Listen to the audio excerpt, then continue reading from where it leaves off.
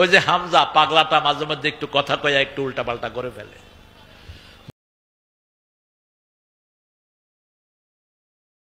এদের সর্বোচ্চ চাহিদা যে একটা মসজিদ আর একটা মাদ্রাসা পেলেই হবে। এই কারণে তারা দুনিয়া আখিরাত ওইভাবে না বোঝার কারণে, তাদের ওস্তাদগণের এবং তাদের সিলেবাসের দোষের কারণে তারা ফতোয়াবাজি এখন করছে একামতে দ্বীনের বিরুদ্ধে।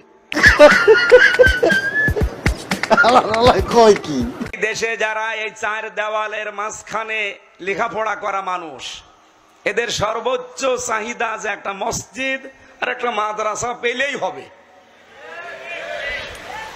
এই কারণে তারা দুনিয়া আখিরাত ওইভাবে না বোঝার কারণে, তাদের ওস্তাদগণের এবং তাদের সিলেবাসের দোষের কারণে তারা ফতোয়াবাজি এখন করছে একামতে দ্বীনের বিরুদ্ধে।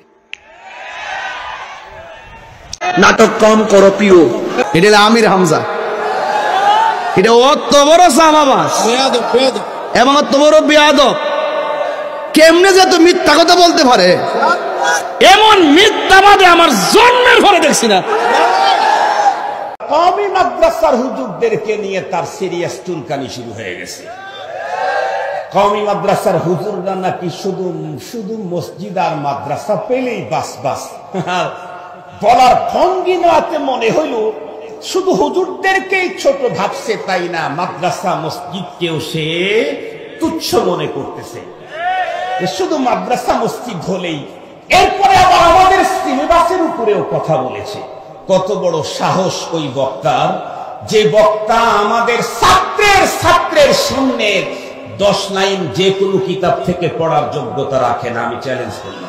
এই মাদ্রাসার সিলেবাস আল্লামা শামসুল হক ফরিদপুরি প্রণয়ন করে নাই, হাফিজ হুজুর করে নাই, পীরজি হুজুর করে নাই, আল্লামা আহমদ শফি করে নাই, বেফাক বুক করে নাই, ইত্তেহাদুল মাদারিস করে নাই, হাইয়াতুল উলিয়া করে নাই, এই দেশের কোনো আলেম করে নাই, কোন শিক্ষা মন্ত্রণালয় করে নাই, বঙ্গবন্ধু শেখ মুজিবুর রহমান করে নাই, জিয়াউর রহমান করে নাই, কোন সরকার করে নাই, স্বয়ং আল্লাহ রাব্বুল আলামিন এই মাদ্রাসার সিলেবাস প্রণয়ন করেছে।